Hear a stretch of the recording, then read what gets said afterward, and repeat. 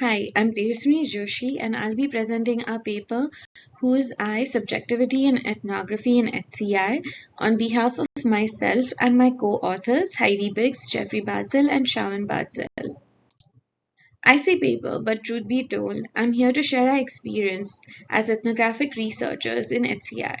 This work is a story about discovering, embracing, and openly sharing the I that is ever present in our fieldwork, research, and writing. But looking at one's own work and asking who is I in it involves the challenge of creating a distance from self and reflexively engaging with one's own subjectivity and also overcoming the anxiety of representing ourselves in unfavorable light. Additionally, it also challenges what we as HCI researchers are often trained to produce objective realist writings and implications for design. Thus, our first objective is to propose an approach that can empower ethnographic researchers to engage with their subjectivity to not only report it, but also cultivate it and improve our ethnographic practice. Second, we advocate for discursive conventions in the field that can help researchers express the benefits of their subjective expertise for others to build upon.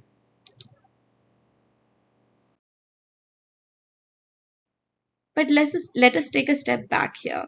Before we get into the details, here's a little bit of a backstory that marks the inception of this paper. This work is the outcome of our reflexive engagement with our prior ethnographic fieldwork with small-scale sustainable farmers in and around the city of Indianapolis, Indiana, in the spring of 2020 and during the pandemic. The reflexive notes and accounts of the ethnographic experiences are from the perspective of the first author, that is me. I'm an Indian and I grew up in the city of Pune, and all I ever knew was traffic, noisy streets, and pollution. I've never done any sort of garden work, farming, or even lived close to a farm. My field notes sometimes shock and surprise me, but also make me wonder, why did I care about that strange thing? Thus, what motivated this work is my search for an answer to that question. In that process, I discovered that fellow researchers had similar experiences, and maybe there's room to push the boundaries of how subjectivity is presented in ethnographic research. Ethnography is an anthropological practice that emerged in the earlier 20th century, primarily characterized by the researcher's immersion in the field. The ethnographer conducts activities including anecdotal observations, doing discourse analysis, conducting extended case studies, interviews, and other such practices for which there are many methodological tools and guides within anthropology. So it seems like a straightforward matter. But Agar, in likely trying to be provocative, writes, there's a traditional and cultural anthropology that one cannot be told how to do fieldwork. In saying so, he brings our attention to two concerns with regards to ethnographic research.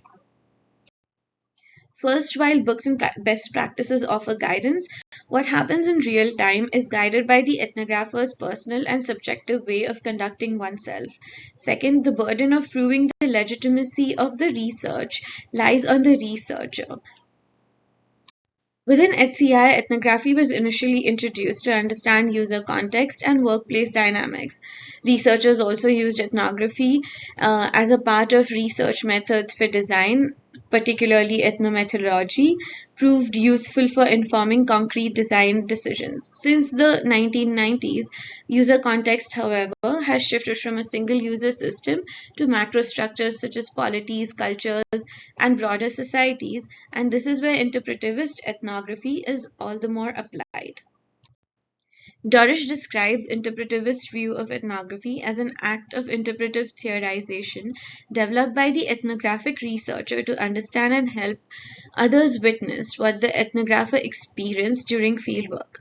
The objective is to expand our understanding of the design space rather than converge at specific design outcomes. This interpretivist turn has helped the researcher's role come into focus, more specifically, reflexive research practice. Reflexive ethnographic research practice provides ways to diffuse cultural essentialization and humanize the otherwise authoritative God voice. Reflexivity involves turning the lens on oneself and including that positionality and perspective as parts of the contents of ethnography. Within HCI, the rise of reflexive ethnographic research is relatively recent, though reflexivity can be found in other related areas such as critical HCI and participatory design. Particularly autoethnographic research, reflective design, and recently duo-trio ethnographics hone in into applying reflexivity into ethnographic research. While reflexive ethnographic research in HCI emphasizes the researcher's subjectivity, how that is arrived at still remains largely tacit. So, what we propose here is an approach that can empower ethnographic practitioners in HCI to learn about and cultivate their subjective ethnographic eye a little bit more explicitly. We do that by using Doucet's notion of gossamer walls, which we turn now to. We draw upon sociologist Andrea Doucet's conceptualization of relational ways of knowing to frame our reflections and reflexive process. The metaphor of gossamer walls, combining the sheerness of gossamer and the solidity of walls, provides a creative way for conceptualizing reflexivity in temporal and spatial terms, as well as to consider the constantly shifting degrees of transparency and obscurity, connection and separation that reoccur in the multiple relations that constitute reflexive research and knowing. Doucet further claims that gossamer walls mediates three different sets of relationship: the author's relationship with her past and present self, with the participants, and with her epistemic communities. Gossamer walls is oxymoronic, combining transparent visibility and solid obscurity, an embodied and tacit way of knowing our subjectivity, which is often made visible through feelings and emotions. The present research was done from the end of 2021 to early 2022. Our goal here was to develop an explicit self-awareness as a part of the study design and the analysis of the ethnographic experience. To do so, we did a retrospective analysis of our research practice. It involved iteratively engaging with the fieldwork material, transcripts, audio files from back in 2020, and then developing reflexive notes. We used the notion of confessional tales from Van Manen's work as a methodological tool to write and rewrite our reflexive notes. Confessional tales showcase the researcher's point of view with as much naturalness and veracity as possible in describing how the research work came to be. Informed by humanistic interpretation, we iteratively made connections between the first author's reflexive notes and field notes from the past. Specifically, we leveraged closed reading from humanities and included Doucet's reflexivity framework and John Van Manen's concept of impressionist tales as a part of our theoretical framing. We then iteratively discussed and refined these connections to formulate them as impressionist tales. These tales is what we shall now present, divided into Doucet's three-part relations. The first is the researcher's relationship with herself, of which Doucet writes that on the other side of the first gossamer wall are relations with our many selves, as well as ghosts deeply buried across time and space. These may come back to haunt us when we are physically and emotionally invested in our research. The first author found traces of her own self in the field notes and her writings almost a year later, after iteratively going over transcripts, field notes, etc. for an extended period. Moments of failures, not being able to capture her understanding, the physical and emotional investment all contributed to this process of self-discovery. The following snippet from the Impressionist Tales highlights how the first author felt like she almost abandoned the researcher self. I could not exactly locate or find the researcher within me. I did not even hold on to my notebook either, and did not take any in the field notes. But in any other sense, I did take field notes as a permanent sensation of picking up and holding 3 eggs delicately.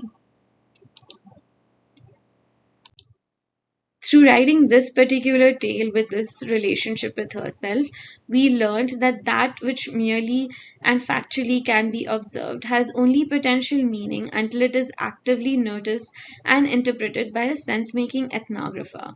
Doucet's gossamer walls helps us appreciate these connections between our subjectivity and what we see as hard-won, although often incomplete.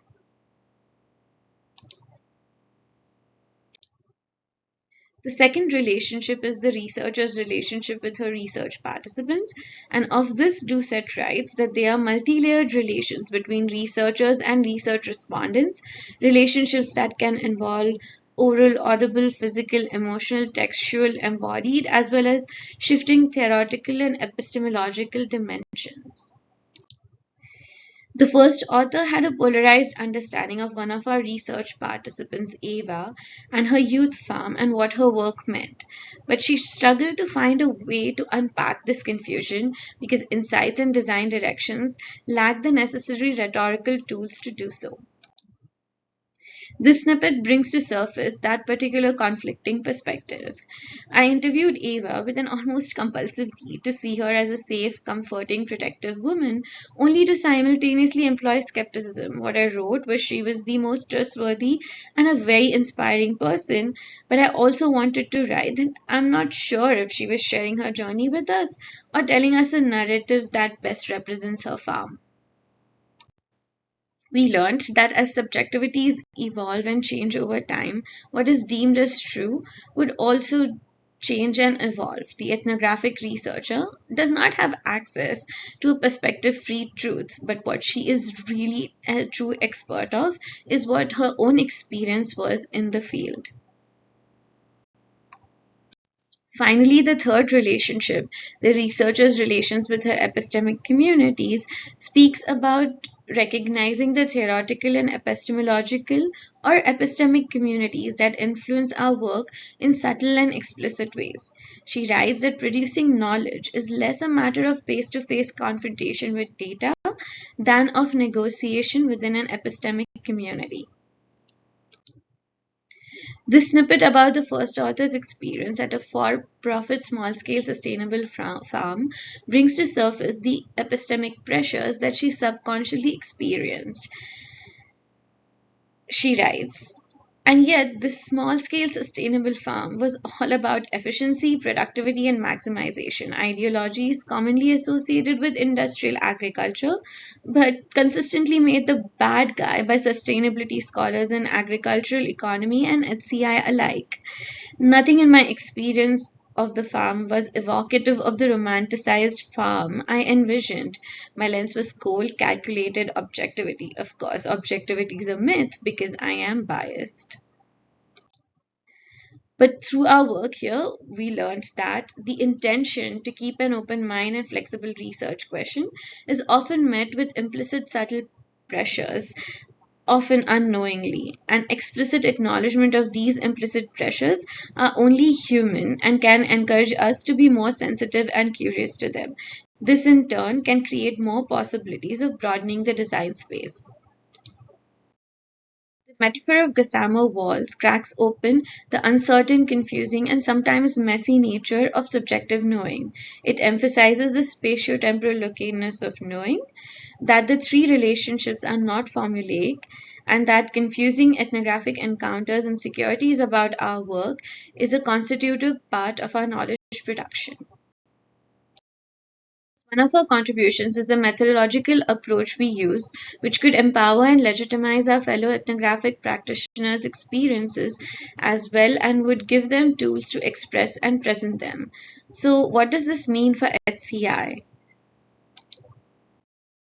First is the role of reader. Dorish has suggested that ethnographic writings can be read as a theorization of what the researcher has gathered. Another approach is the humanistic essays. The purpose of reading an essay is then to sit alongside the researcher and ponder the truth with the researcher. Now that we have the writer and reader in place, what kind of epistemic conditions would allow for such forms of writing and reading? Within HCI, balancing these tensions between what should be done and interpretivist ethnography does not need to be a black and white choice. The alternative can be to facilitate a collaboration between design-oriented goal and interpretivist ethnographies, like some works have shown, and in such we can contribute towards scientific knowledge of design interventions in the real world. Thank you for pondering the truth with us.